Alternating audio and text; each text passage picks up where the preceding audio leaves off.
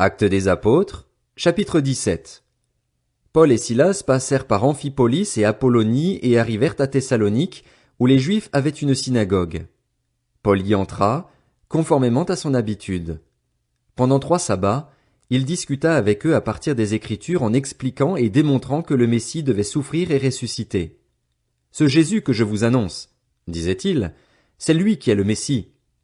Quelques-uns d'entre eux furent convaincus et se joignirent à Paul et à Silas, ainsi qu'un grand nombre de non-juifs qui craignaient Dieu et beaucoup de femmes importantes. Cependant, les Juifs restés incrédules prirent avec eux quelques vauriens qui traînaient sur les places, provoquèrent des attroupements et semèrent ainsi le trouble dans la ville. Puis ils se rendirent à la maison de Jason et cherchèrent Paul et Silas pour les amener vers le peuple. Ne les ayant pas trouvés, ils traînèrent Jason et quelques frères devant les magistrats de la ville en criant: « Ces gens qui ont bouleversé le monde sont aussi venus ici. » Et Jason les a accueillis. Ils agissent tous contre les édits de l'empereur en prétendant qu'il y a un autre roi, Jésus.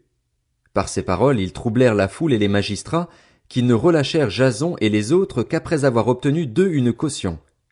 Aussitôt les frères firent partir de nuit Paul et Silas pour Bérée.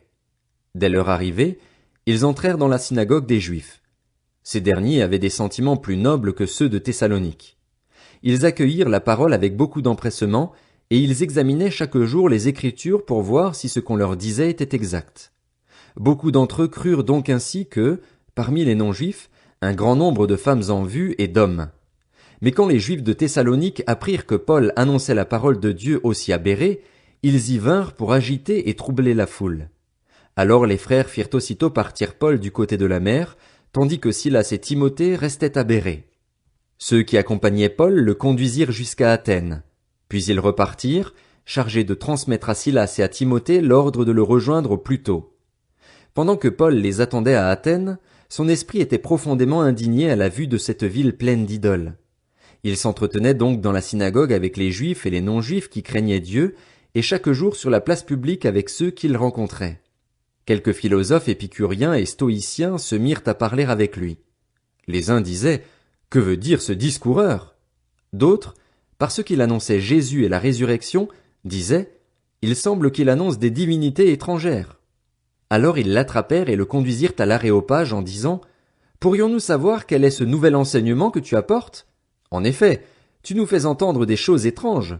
Nous voudrions donc savoir ce que cela veut dire. » Or tous les Athéniens et les étrangers qui résidaient là ne passaient leur temps qu'à dire ou à écouter les dernières nouveautés.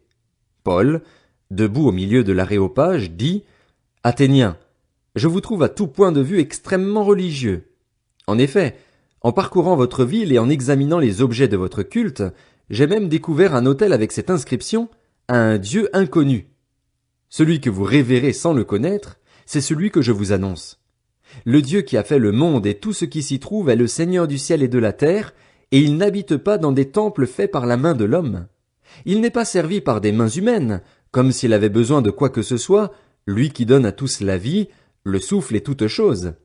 Il a fait en sorte que tous les peuples, issus d'un seul homme, habitent sur toute la surface de la terre, et il a déterminé la durée des temps et les limites de leur lieu d'habitation. Il a voulu qu'ils cherchent le Seigneur et qu'ils s'efforcent de le trouver en tâtonnant, bien qu'il ne soit pas loin de chacun de nous. En effet, c'est en lui que nous avons la vie, le mouvement et l'être, comme l'ont aussi dit quelques-uns de vos poètes. Nous sommes aussi de sa race.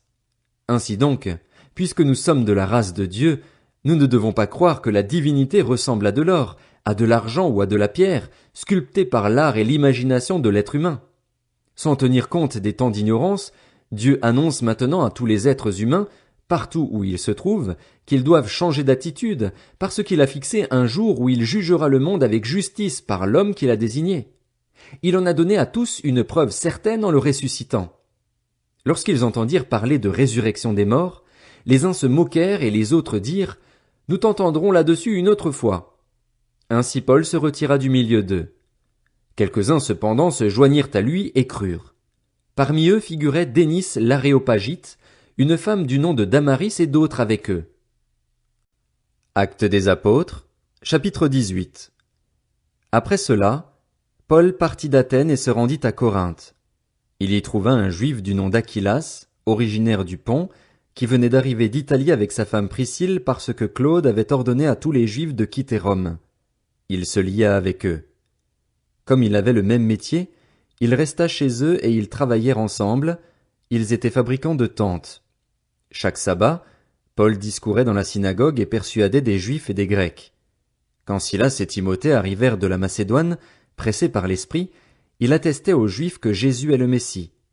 Mais comme ils s'opposaient à lui et l'insultaient, Paul secoua ses vêtements et leur dit « Que votre sang retombe sur votre tête. J'en suis pur. Dès maintenant, j'irai vers les non-juifs. » Il sortit de là et se rendit chez un dénommé Titius, Justus, un homme qui craignait Dieu et dont la maison était contiguë à la synagogue. Cependant Crispus, le chef de la synagogue, crut au Seigneur, ainsi que toute sa famille. Beaucoup de Corinthiens écoutèrent Paul. Ils crurent aussi et furent baptisés. Le Seigneur dit à Paul dans une vision pendant la nuit, « N'aie pas peur, mais parle et ne te tais pas, car je suis moi-même avec toi et personne ne s'attaquera à toi pour te faire du mal. En effet, j'ai un peuple nombreux dans cette ville. » Il s'établit là 1 an et 6 mois, enseignant la parole de Dieu parmi les Corinthiens. Pendant que Gallion était gouverneur de l'Achaïe, les Juifs se soulevèrent d'un commun accord contre Paul et le conduisirent devant le tribunal en disant « Cet homme incite les gens à servir Dieu d'une manière contraire à la loi. » Paul allait ouvrir la bouche lorsque Gallion dit aux Juifs « S'il s'agissait d'une injustice ou d'une mauvaise action, je vous écouterais comme il convient, Juifs.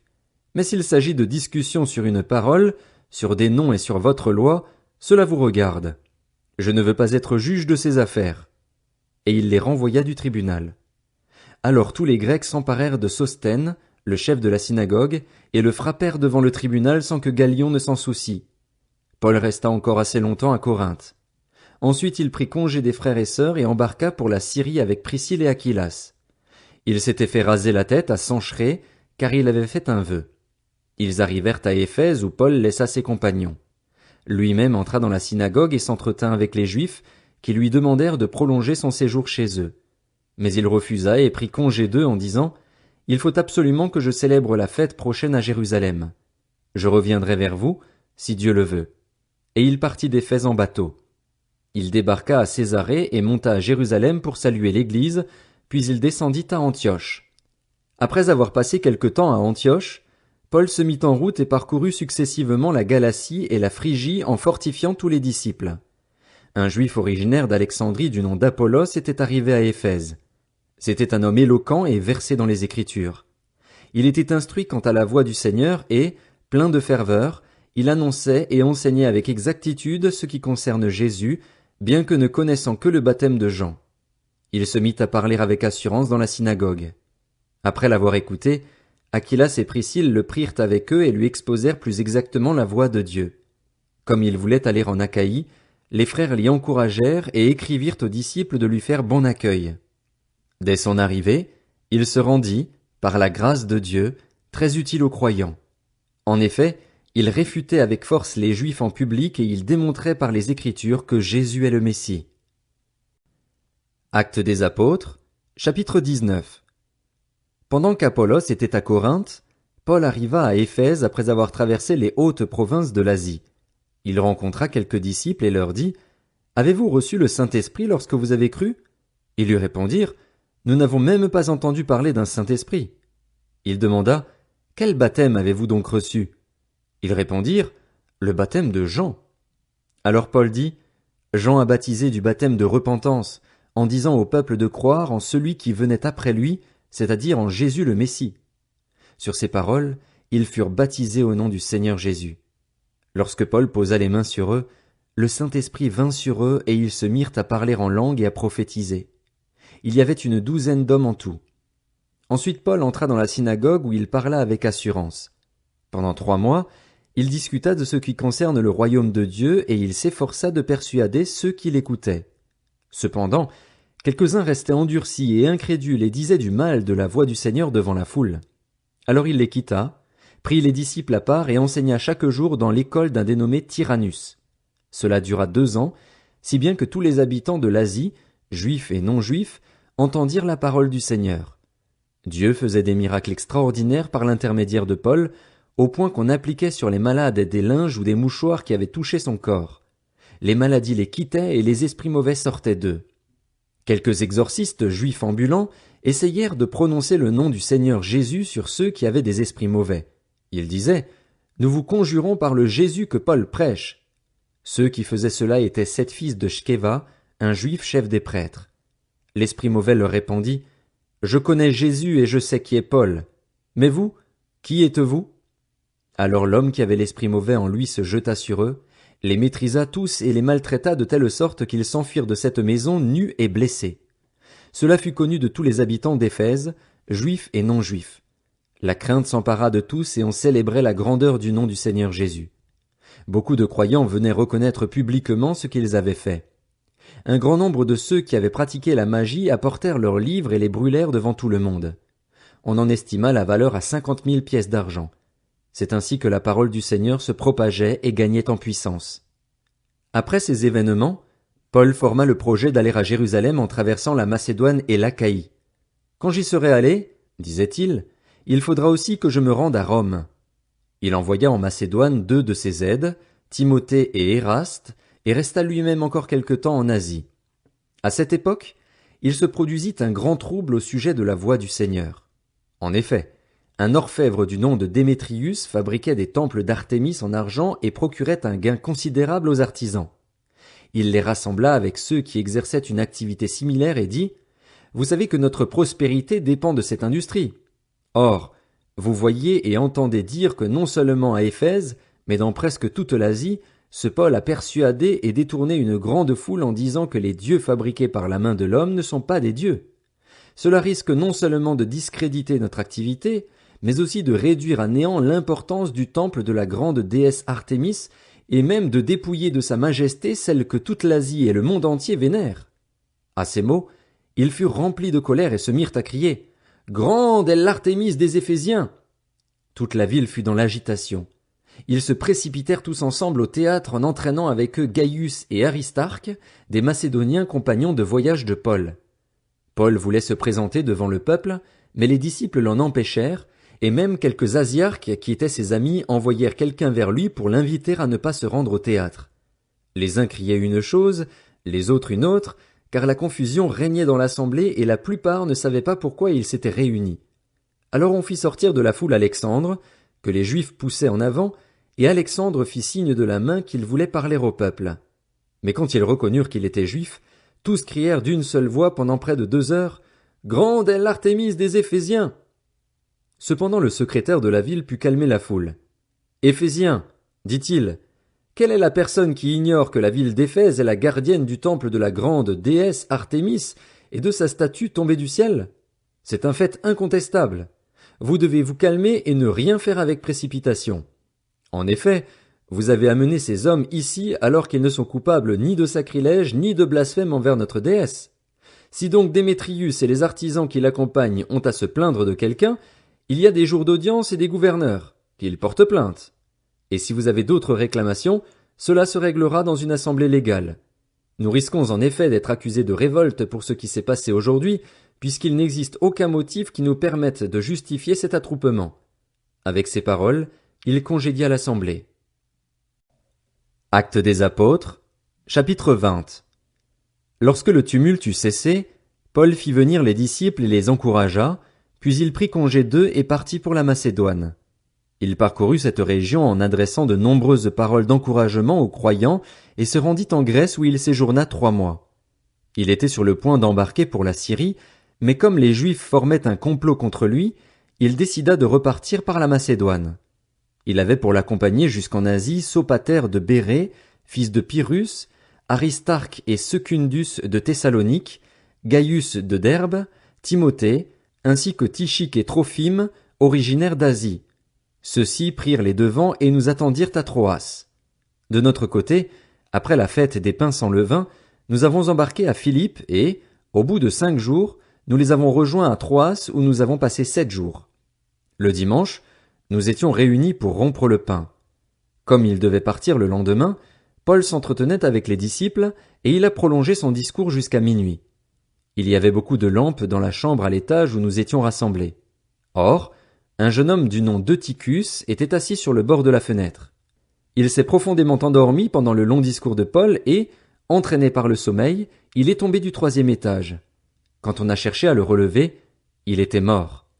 Mais Paul est descendu, s'est penché sur lui et l'a pris dans ses bras en disant « Ne vous inquiétez pas, car son âme est en lui. » Ensuite il est remonté, a rompu le pain et a mangé. Il a poursuivi ses entretiens jusqu'à l'aube, puis il est parti. Le jeune homme a été ramené vivant, à leur grande consolation. Quant à nous, nous avons pris les devants pour embarquer sur un bateau à destination d'Assos. Nous devions y reprendre Paul, conformément à ses instructions, car il voulait faire la route à pied. Lorsqu'il nous a rejoints à Assos, nous l'avons pris à bord et sommes allés à Mytilène. De là, continuant par la mer, nous sommes arrivés le lendemain en face de Chios. Le jour suivant, nous sommes passés par Samos, et le jour d'après, nous sommes arrivés à Milet. Paul avait décidé de passer au large d'Éphèse sans s'y arrêter afin de ne pas perdre de temps en Asie. Il se dépêchait en effet pour être, si possible, le jour de la Pentecôte à Jérusalem. Cependant, de Milet, il a envoyé chercher à Éphèse les anciens de l'Église. Lorsqu'ils sont arrivés vers lui, il leur a dit « Vous savez de quelle manière je me suis toujours comporté avec vous, depuis le jour où j'ai mis le pied en Asie. J'ai servi le Seigneur en toute humilité, avec beaucoup de larmes et au milieu des épreuves que provoquaient pour moi les complots des Juifs. Vous savez que, sans rien cacher, je vous ai annoncé et enseigné tout ce qui vous était utile, en public et dans les maisons, en appelant les Juifs et les non-Juifs à changer d'attitude en se tournant vers Dieu et à croire en notre Seigneur Jésus-Christ. Et maintenant, voici que, lié par l'Esprit, je vais à Jérusalem sans savoir ce qui m'y arrivera. Je sais seulement que, de ville en ville, l'Esprit Saint m'avertit que des liens et des souffrances m'attendent. Mais je n'y attache aucune importance et je ne considère pas ma vie comme précieuse, pourvu que j'accomplisse avec joie ma course et le ministère que le Seigneur Jésus m'a confié, annoncer la bonne nouvelle de la grâce de Dieu. Désormais, je le sais, vous ne verrez plus mon visage, vous tous au milieu de qui j'ai passé en prêchant le royaume de Dieu. C'est pourquoi je vous déclare aujourd'hui que je suis pur du sang de vous tous, car je vous ai annoncé tout le plan de Dieu sans rien en cacher. Faites donc bien attention à vous-même et à tout le troupeau dont le Saint-Esprit vous a confié la responsabilité. Prenez soin de l'Église de Dieu qu'il s'est acquise par son propre sang. Je sais qu'après mon départ, des loups cruels s'introduiront parmi vous, et ils n'épargneront pas le troupeau. De vos propres rangs surgiront des hommes qui donneront des enseignements pervertis pour entraîner les disciples à leur suite. Restez donc vigilants et souvenez-vous que durant 3 ans, nuit et jour, je n'ai pas cessé d'avertir avec larmes chacun de vous. Et maintenant, frères, je vous confie à Dieu et au message de sa grâce, lui qui a le pouvoir d'édifier et de vous donner un héritage avec tous les saints. Je n'ai désiré ni l'argent, ni l'or, ni les habits de personne. Vous le savez vous-même, les mains que voici ont pourvu à mes besoins et à ceux de mes compagnons. En tout, je vous ai montré qu'il faut travailler ainsi pour soutenir les faibles et se rappeler les paroles du Seigneur Jésus, puisqu'il a lui-même dit « Il y a plus de bonheur à donner qu'à recevoir ». Après avoir dit cela, il s'est mis à genoux et à prier avec eux tous. Tous ont alors fondu en larmes. Ils se jetaient au cou de Paul et l'embrassaient, attristés surtout par ce qu'il avait dit qu'ils ne verraient plus son visage. Puis ils l'ont accompagné jusqu'au bateau.